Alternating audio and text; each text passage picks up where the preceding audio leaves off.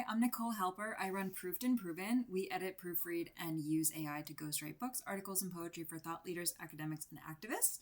But today we're going to be talking about sales. That's how I started my career. Yes, I worked for Cutco Knives. They're amazing, made in America, and I still have them today. Today we're going to be covering your close. Your close is the end of your sales pitch when you actually ask for the business. My biggest advice for you is to script your pitch and then practice it so that you've memorized it. Practice with your dog, your mom, your partner, your fish, and write it out. This is basically a play that you're doing with your customer, and ask for your customer's business with confidence.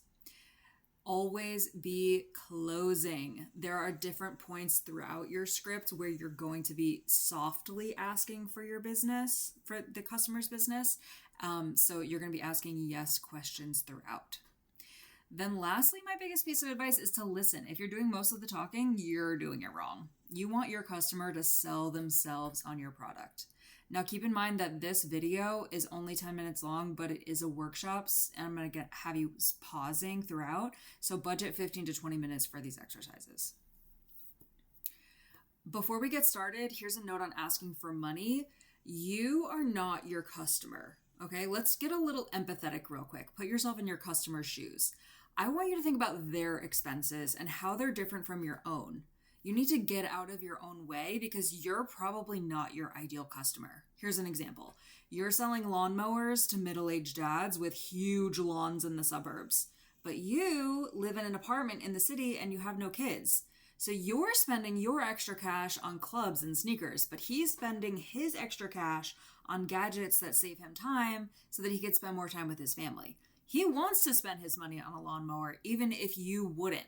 So the better you know your customer, the more comfortable you're going to be asking for their money because you know that they value your services in a way that you don't because you're not your customer. Okay, now I want you to pause this video and customize the following script template.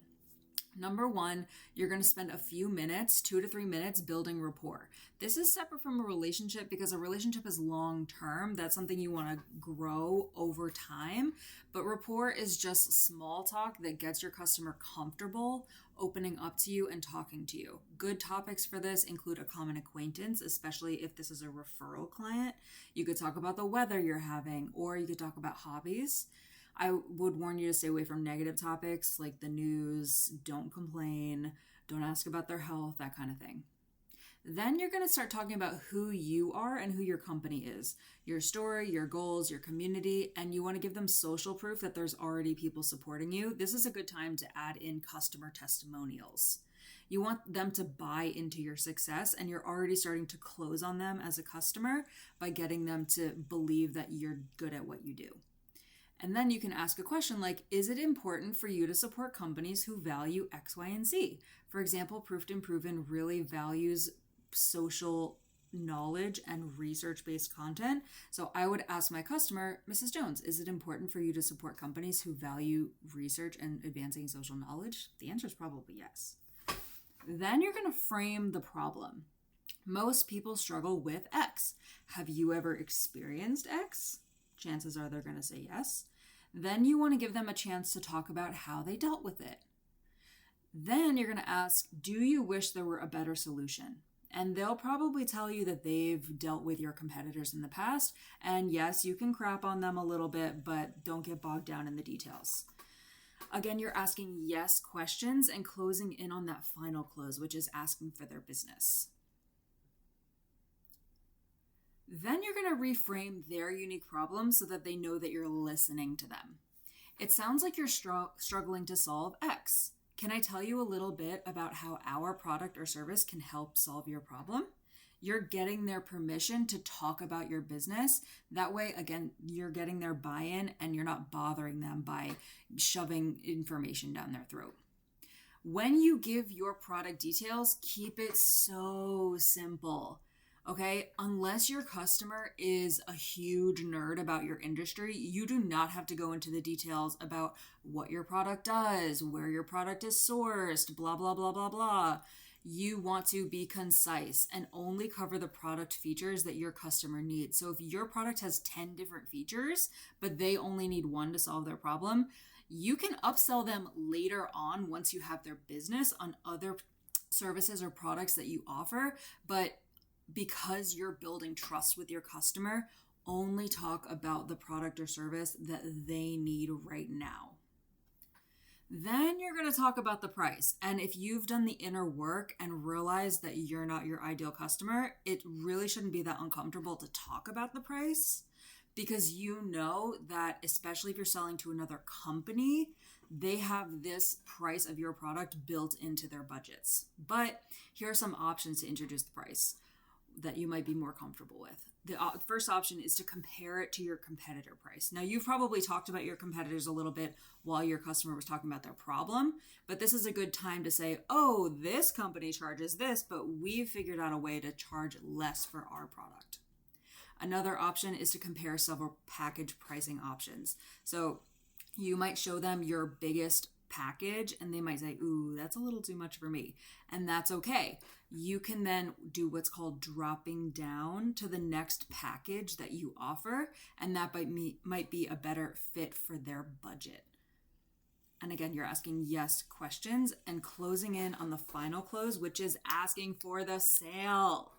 Here's some verbiage that you can steal from this template. I've shown you how my company can solve your problem. Based on what I've shown you, would you like to buy Y today? Then smile and nod. I'm not kidding. You're smiling, you're nodding, you're not nervous. You're confident that your solution is helping them. Now, they might give you a yes, they might give you a no. You want to handle objections as they come up. Most people, and you probably heard the statistic before, need to be asked 7 times or something before they answer yes for a sale. Make sure you handle those objections on the spot. And if you have role played and memorized your script, this really shouldn't be a problem. Here's some objections that you might be getting. Here's a question that I really like to ask. It's an open-ended question. They'll give you details about why they're objecting to your sale. A big one is, I need to think about it, consult with my partner. You can answer, I totally get that. What questions do you have, or what questions do you think they will have? And then once you handle those objections and answer the questions that they bring up, ask for the sale again. Okay, you're out here selling your product. Your customer is not selling your product for you. You need to ask again. Now, it is also important to know that some people simply will not buy from you today, and some people will not buy from you at all.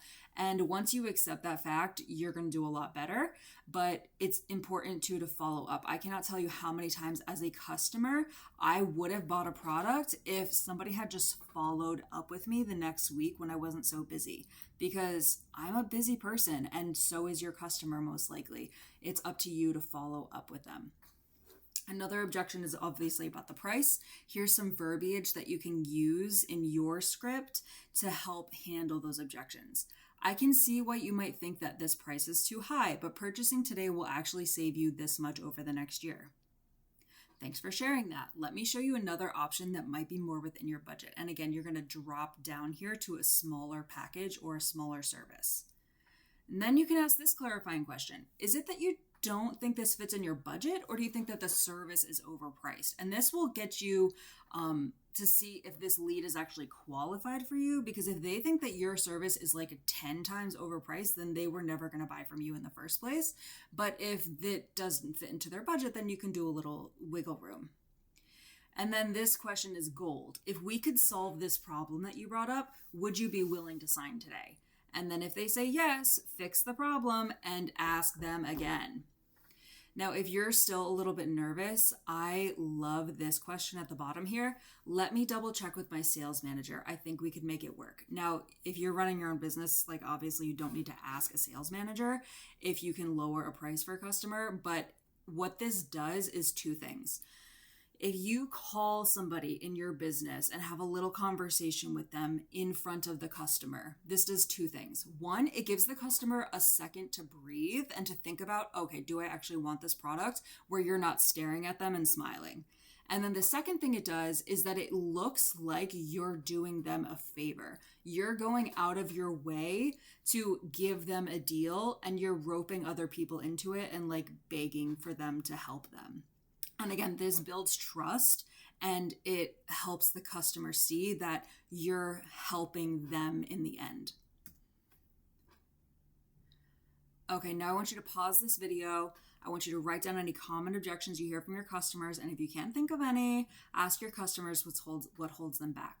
Then I want you to brainstorm answers to those objections and practice handling them by role-playing your script with someone who loves you and isn't afraid to give you honest feedback. Seriously, if you role-play this, let's say 8 times in the next week, you're going to memorize so much helpful information that's going to connect with your customers. This is a great tenet to have in business. If you don't ask, you're already getting a no, so you may as well ask. Now, after you ask for the sale, handle objections and collect payment, or even if they don't buy from you because it's not the right time, they can't afford your services, or whatever the problem is, you should still ask for referrals. And this works for service-based businesses, product-based businesses, whatever. This is some verbiage that you can use. My company thrives when we work with nice people like you who value X. Who do you know who also struggles with Y? Who do you know who would love to meet me? Or this one, if you're trying to get in touch with a specific type of person, like an investor or somebody in a different industry, who do you know who knows this person or this type of person? Now here's a little soul searching, you guys. The problem with sales and the reason people don't like salespeople is because they think they're pushy and they don't listen. But a good salesperson, like I said before, will be doing most of the listening and not a lot of talking. So ask people who know you, am I a good listener? How can I be a better listener? And what are some ways I can better support you when you're having a problem? Down here are some resources on being a better listener from the Dale Carnegie Institute. He's one of the OG public speakers about personal growth, so I think you'll get a lot of value out of that. So good luck role playing, and if you want to riff on your script or you have any questions, feel free to reach out. Love you, bye!